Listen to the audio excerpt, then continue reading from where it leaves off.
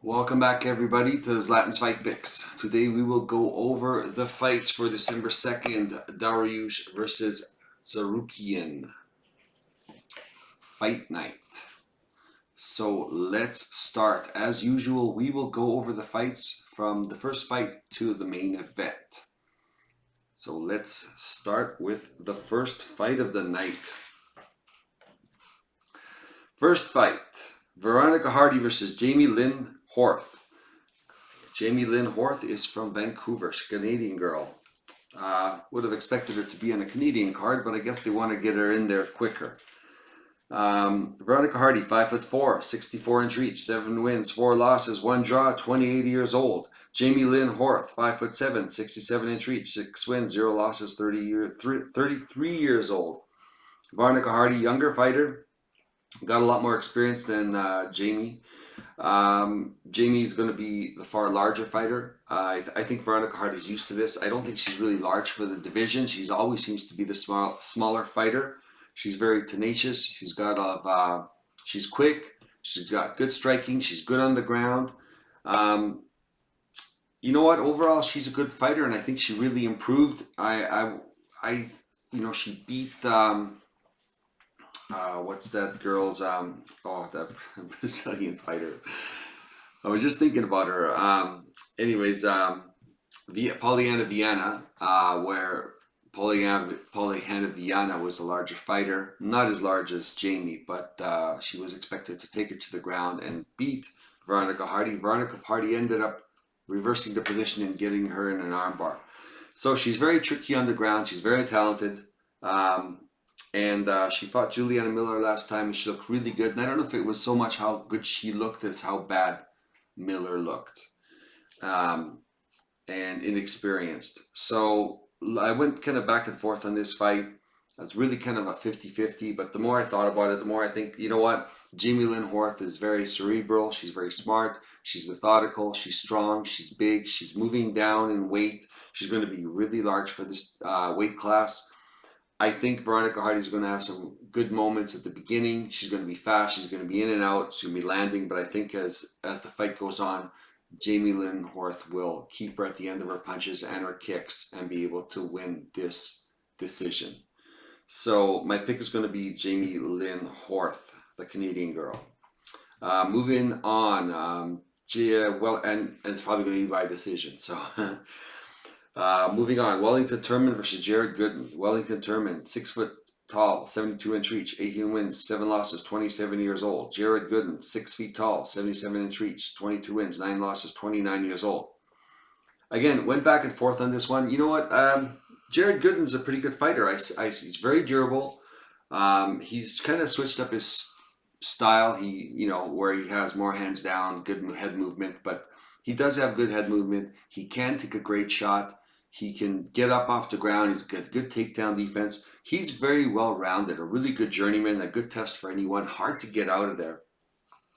And Wellington Turman, he's the kind of guy that I used to bet against when he was in the middleweight division before he moved down. I used to bet against this guy all the time. And because I just thought he's terrible. He's supposed to be this great ground guy. He couldn't submit anyone and would gas, and he just didn't look good at all. But then he started winning. He started switching up his styles. He started boxing more, and just his stand up really improved. And he's in the right camp. He's with Pereira, and he's with Glover Teixeira, and I gotta admit, he looks really good now. And he looked a little chinny before. He doesn't look that chinny now. I don't know. There's a lot of things seems like he's going for him. And I guess he has the grappling in his back pocket if he wants it, which has never looked really phenomenal as far as I see. But it's there, and I think it's okay. I think it's pretty good. I think it was overrated. So he's very well rounded. So now when I see Wellington Turman, he just looks just like a way different fighter than he was before. So I'm going to lean Wellington Turman. I think he's made some huge improvements. He's much more well rounded. He's good on the feet. He's got good movement. He's got good kicks. He looks like a mini Pereira in a way, right? So, and then at the end of it, he's still got this grappling base. So, he's pretty good on the ground. And Jared Gooden, they're bringing him back in, and he's kind of been in and out. He's got a lot of fights, a lot of experience, but yeah, I mean, I like him, but I think they're kind of bringing him in to lose the tournament in a way, because I still think they want to build up tournament. Plus, I'd imagine being Pereira's training partner and in Glover's gym has some clout, and I'm sure they got a little pull, or people want to do them favors, so to speak. Yeah, that's my theory. But nevertheless, I think Turman's going to be the winner here. I think he's going to be able to outland Jared Gooden. I don't think it's going to be a finish. I think it's going to go to a decision. I think Turman's going to win this. So yeah, Turman's going to be my pick. Excuse me. Moving on. Rodolfo Bellato versus Ihor Potieria. Rodolfo Bellato, 6'3", 75-inch reach, 11 wins, 2 losses, 27 years old. Ihor Potieria, 6'3", 75-inch reach, 20 wins, 4 losses, 27 years old. These guys are identical. Same size, same years. Ihor Potieria, let's start with him. Kind of a go for broke type of guy. Goes in there, swings hard. Doesn't care if he gets knocked out, just goes for it. He's kind of more of a one-round fighter. I think if he was going to knock you out, he's going to knock you out in the first round. I don't really remember seeing him go past the first round. I don't know if he has. And Rodolfo Bellato, I guess his nickname's the Tractor, and the guy's just like a tank. He goes forward. He could take a lot of punishment. He could take people to the ground. He does have some shots. He seems like he's cerebral. He doesn't just go for broke in the first round. Yeah, I mean, this fight, you got Rodolfo Bellato, who's a huge favorite. It's his first fight in the UFC. Minus 400. I don't know. I would stay away from this fight. This has got parlay buster written all over it. You don't know how Bellato's going to react to the first fight in the UFC. First fight jitters. Potieria, I mean, he's dangerous. This guy's going to come in. He's going to come in swinging. He doesn't care if he gets hit. So this is going to be a knockout. I think it's going to be over in the first round. I think Bellato's going to win this. He should win this. And if Bellato survives the first round, if he gets into the second round, he's definitely going to win it. But Potieria's live for the knockout at any time, just because he's either going to get knocked out or he's going to just go for it. And I think Bellato could knock him out in the first round, but he's a kind of a smart fighter. And if he fights to a good game plan, he might just want to take him to the second round and then take him out. But I would stay away from this fight. Bellato is too big of a favorite. Too many dangers, too many questions. First fight in the UFC. Yeah. I mean, he is a high confidence pick. I got him in a high confidence pick because he should win this fight. But it's also one of my parlay buster picks. So Bellato's going to be the pick. Moving on. Steve Garcia, Mexico Costa got canceled. So we'll skip that one. Drakkar Klose versus Joe Solecki. Drakkar Klose, 5'9", 70-inch reach, 13 wins, 2 losses, 35 years old. Joe Solecki, 5'9", 70.5-inch reach. Like it made a difference. So 13 wins, 3 losses, 33 years old. They're about the same age. They're both peaking at their career. You know what? Drakkar Klose is the kind of guy look at his record. The guy just seems to pull out these really close decision victories. Joe Solecki, I've seen him really shine against people that are much lower in ability. And the guy looks great. I think his striking has improved. I think he looks better against certain people. I think he doesn't look good against good strikers. Looks great against average strikers. He's a great ground guy. And yet, I don't know, when you put the ground game in this mixed martial arts, he doesn't do that good. He has looked good. I went back and forth on this one. I wanted to pick Solecki because he was the underdog. I saw his stand-up improving.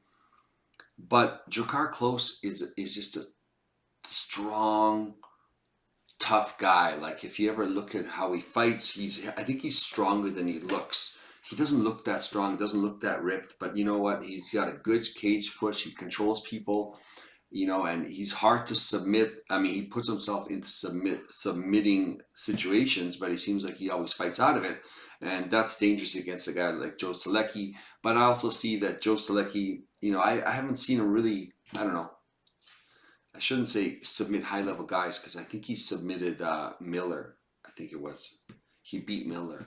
Um, so I shouldn't say that, but it just, as much as Selecki's a really good BJJ guy, I just don't think he's going to submit Jakar close. And I think it's going to be a really close fight. And again, you don't want to do the par. I should just call him Jakar. Okay. I think it's going to be a close fight with Jakar. Um, yeah, I mean, it could go either way. Jakar's been out of, I think he had some knee surgery. There's a lot of variables at play here. But looking at who they fought and how Jakar Close has come through in these close fights, and he's fought a higher level of opponent. I gotta lean toward Jakar on this one, and Selecki's going to be dangerous. Jakar's got to make sure he doesn't give up his back, which he has a tendency to do. But just because you give up your back doesn't mean you're going to get submitted. And I think Jakar is, I don't know, he seems like he's always getting out of those situations pretty good. Yeah, and it almost seems like Selecki's on the cusp of being great and just doesn't seem to pull it through when he needs to. Yeah, I just don't have a lot of confidence in Selecki. I think he finds a way to lose, and I think Jakar Close finds a way to win. So Jakar is going to be the pick on this one. It's going to be a really close fight. We'll see how healthy everybody is when they come in, especially for Jakar. Moving on. Zachary Reese versus Cody Brundage. Zachary Reese, 6'4", 77-inch reach, 6 wins, 0 losses, 0 draws, 29 years old. Cody Brundage, 6 feet tall, 72-inch reach, 4 wins, 5 losses, 29 years old. I mean, I'm making money betting against Brundage, right? Because he seems to be mentally, he seems to break, and he seems to go in there swinging hard. I mean, I'm surprised at how much power he's got. He is a wrestler. He can take people to the ground. That's his primary game, but he does have a lot of power. But if he doesn't get you out in the first round, it seems like he gets discouraged. If you put up a good resistance, he gets discouraged. It seems like he could gas. I don't know if it's gassing physically or gassing mentally or if there's an adrenaline dump. He's got a lot of things to fix. If he fixes them, he wouldn't be such a bad fighter. Zachary Reese, I mean, 6'4", 77-inch reach. Seems like he's got a decent ground game, some good submissions, some okay striking. He doesn't strike that good. He's got terrible striking defense. He's 29 years old. I think they're bringing him in. I mean, he's going to be fighting in Texas, and he's from Texas. You know what? He's finished all his fights in the first round. There's really not a lot. I mean, what do you really know about this guy? We know he's a huge favorite. We know that Cody Brundage is not good past the first round, but I'm scared of this fight. I mean, Zachary Reese should win this. Realistically, he should be able to take it to the second round and survive and possibly break Brundage like usual. But is Cody Brundage fixing those problems? But there's a part of me that just is thinking that Brundage is going to knock this guy out because he's so tall. He's got tall man defense. He always leans back, stands up too straight, and he hasn't fought this level of opponents yet. This is his first fight in the UFC. I mean, I'm thinking Reese is going to win, but I really, really think that this is going to be a close fight.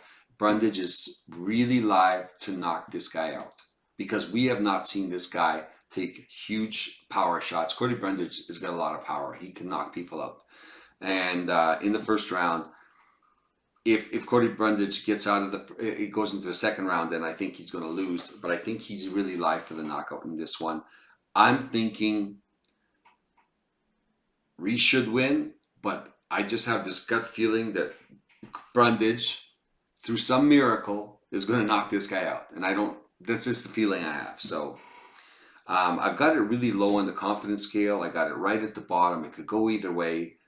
I'm going to lean towards the knockout for Brundage just because of the gut feeling. And you'll see on the board that I kind of have it. You could play it both ways. You can, but I just have this feeling Brundage is going to knock this guy out. I don't know why. Realistically, Brundage should lose. But yeah, and also given the odds, I mean, Brundage is plus 190. This guy's minus 235. I mean, sure, Zach should be the favorite. I don't think he should be this large of a favorite, but I think it's more of a reflection on Brundage. So yeah, I think Brundage is going to knock this guy out. I don't know why. Just that's my feeling. You'll see on the board. It's a really low level confidence. Moving on, Miesha Tate versus Julia Avila. Miesha Tate, 5'6", 65-inch reach, 20 wins, 9 losses, 0 draws, 37 years old. Julia Avila, 5'7", 68-inch reach, 9 wins, 2 losses, 35 years old. Both of them are not young. Miesha Tate is definitely at the tail end of her career. She seems like she's slowed down just a little bit. It's not that she's a bad, but anyway, she's slowed down, but she used to be in the top 10, top 5 in the division, right? Before she retired, she came back. Julia Avila, she's stopped fighting for 2.5 years. I think she's had some surgery, and she had a baby, and you wonder why she's coming back at 35. Is it just a paycheck? Are they looking for someone from Miesha Tate to be able to beat? Because Miesha Tate's got a huge following. She's a draw. I mean, you want her to win. This is good for the UFC if Tate wins. So they're looking around. I mean, she went down to 125 and she lost against the wrestler. What's her name? Lucky. Her nickname's Lucky. Who fought the fight of her life and upset Miesha Tate, which everyone thought Miesha Tate was going to win that. But Miesha Tate's back to 135. I think the weight cut didn't help her. Julia Avila's coming back. She's a brawler. She comes in, she throws heavy, she throws a lot of punches, and she's tough, and she's willing to take one to give one. And in the first round, I mean, she could very well knock Miesha Tate out. But as the fight goes on, and if Miesha Tate can get her up with a cage push and take her down, she's going to win this fight. I just have this feeling everybody wants Miesha to win this, and they're going to set up some kind of bigger fight for Miesha with some other old school girl that possibly was at the forefront of women's MMA, and that's where she is. So I'm thinking that Miesha Tate's going to pull this off. She is the underdog. It's going to be a close fight. Miesha's going to have to take it to the ground or up against the cage. Julia Avila's 2.5-year layoff. She's the favorite. I don't know. I'm going to lean Miesha. I think she can pull this off. I think there's something going on in the background where they think she can pull this off. I don't think they would set her up with a fight that she wouldn't be able to win. They could still use her name kind of thing, right? So Miesha's going to be the pick just because of all the other intangibles behind the scenes. Okay, let's stick with that. So next fight, Clay Guida versus Joaquim Silva. Clay Guida, 5'7", 70-inch reach, 38 wins, 20 losses, 41 years old. It's going to be 42, I think, within a week. Joaquim Silva, 5'8", 69-inch reach, 12 wins, 5 losses, 34 years old. Joaquim Silva, he took the fight against Tsarukyan. I think they're doing him a favor here. I think that Clay Guida's on his way out. He's going to stick around maybe to UFC 300. He's still good, but he's also got a high rank. Joaquim Silva's really ranked quite low, and Clay Guida's probably unusually ranked high. I think they're doing Silva a favor for taking the Tsarukyan fight, who's an absolute killer on short notice, and he did pretty good. He actually stung him. He gave him a lot of difficulty to be taken down. And Silva's good. He's good on the ground. He's got really good striking. His chin is questionable, but I think you got Clay Guida, who's not necessarily a power puncher. He's a volume puncher. So I think they're kind of setting him up to kind of take his Clay Guida's 30th ranking, because I think Joaquim Silva's in the 50s or something like that. So I think they're doing him a favor in this one. I think Clay Guida, he looked really slow in the last fight against Rafa. Very ineffective. And I think that Joaquim Silva can do that very similar things. He doesn't have as good a jab. Silva doesn't have as good a jab as Rafa, but he is a power puncher. He's got good strikes, and I think he's got pretty good takedown defense. And I think if Clay Guida can't take him down, he's not going to be able to win this fight on the feet. So I think Joaquim Silva is a heavy favorite. I mean, this is one of those parlay buster situations because if Clay Guida can put enough pressure on him and start to tire Silva, I mean, can he grind out a decision victory, right? But Joaquim Silva will be the pick.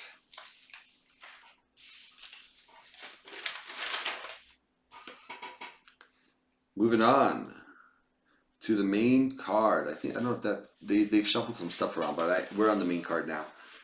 Puna Soriano versus Dunstan Solfus. Punhal Soriano, 5'11", 72.5-inch reach, 9 wins, 3 losses, 30 years old. Dustin Solfus, 6 feet tall, 75-inch reach, 14 wins, 5 losses, 32 years old. When I first looked at this fight, I thought, you know what? Soriano is not going to win. He's disappointed me so many times. Stoltzfus has always impressed me with his losses. But the more I looked at it, the more I realized, man, this Dustin Stoltzfus has terrible footwork. He's a terrible striker. He's very durable, but he's slow and plodding, and he gets hit a lot. And he's pretty good on the ground, actually, even though he gets caught, he makes some bad decisions on the ground, but overall, he's pretty talented on the ground. But the more I looked at it, the more I realized Soriano did lose against some really good fighters. Besides that one wrestler, Maximo, who just basically, crotch sniffed him through the whole fight. I think Soriano ended up getting an injury there as well. But overall, Soriano's a really good striker, and he is. And even though he looks like he's getting tired, he still carries his power late, and he still pushes through it. And looking at the fights he has had, he's looked pretty good. So on second look, I'm gonna lean Soriano, and I think he's got a big advantage in this fight. And it almost looks like they're setting up Soriano after they've kind of built him up in the UFC. He kind of grew up there. He came in like 6-0 or something like that, and then so he's very young, very inexperienced. So he's kind of being built up in the UFC. So I think they're doing him a favor against Dustin Stoltzfus and, lowering the competition level so he can get some more confidence and some practice. Looking back at Dustin Stoltzfus and his performances, I think he's going to get knocked out. Just looking at what he's done before. He's tough. He's durable. He's too slow. He's too plodding. The more I looked at it, the more I had more and more confidence in Soriano winning this fight. Which is weird because when I guess overall impression with Soriano was disappointment with every fight. But looking at the people he fought and how he fought them and how they fought him, I realized, he did fight actually a pretty high level amount of opponents. And I think he's going to win this fight. I don't think it's going to be that difficult. I think he's going to knock out Stoltzfus, even though Stoltzfus is fairly durable. Moving on. Sean Brady, 5 foot versus Kevin Gastelum. I'm sorry. Sean Brady, 5'10", 72-inch reach, 15 wins, 1 loss, 30 years old. Kelvin Gastelum, 5'9", 71-inch reach, 18 wins, 8 losses, 32 years old. You know what? I like Kelvin Gastelum. He's always consistent. He's very durable. He's very tough. He's a good striker. He's a good wrestler, which everybody wants him to wrestle more. So he was in the middleweight. He's fighting the big boys. He just didn't want to lose the weight. He should be at welterweight. Now he's back at welterweight. I think he's very talented. And I think he's only 32 years old. And I think he's been lazy. And I think he's kind of becoming a little more dedicated maybe for this run as he's kind of in his 30s. Nothing bad to say about Kelvin Gastelum. I think he's a great fighter, and he's always in the top of the division. You got Sean Brady, who's coming in. He fought a lot of lower level opponents. When he stepped up to fight a high level opponent like Bilal, he got broken through strikes. And Sean Brady's a very powerful guy, powerful wrestler. But I think he's the kind of guy that looks really good against the mid-level opponents. And I think He's not. He's normally shorter in this fight. In this fight, he will be the same height virtually as Kelvin, and Kelvin's normally a shorter guy. So they're both fighting a guy that's the equal height. So they both aren't going to have that usual disadvantage of height, especially for Kelvin because he's fighting in middleweight. But Sean Brady showed that he's very susceptible to a guy. Once a guy stands up to him and he can't knock him down or take him down, that everything changes. His whole demeanor changes. It's like the bully mentality. If he can't bully you, he starts to break down. And I don't think he's going to be able to take Kelvin Gastelum down. If so, Kevin Gastelum will be able to get up. I don't think he's going to knock out Kelvin Gastelum because he's got a really strong chin. And a Kelvin Gastelum who's willing to stay in the pocket. He fought Chris Curtis, virtually even. And Chris Curtis is a phenomenal striker in middleweight. I can't believe Kelvin is a dog in this one. I mean, he's plus 100 at the moment.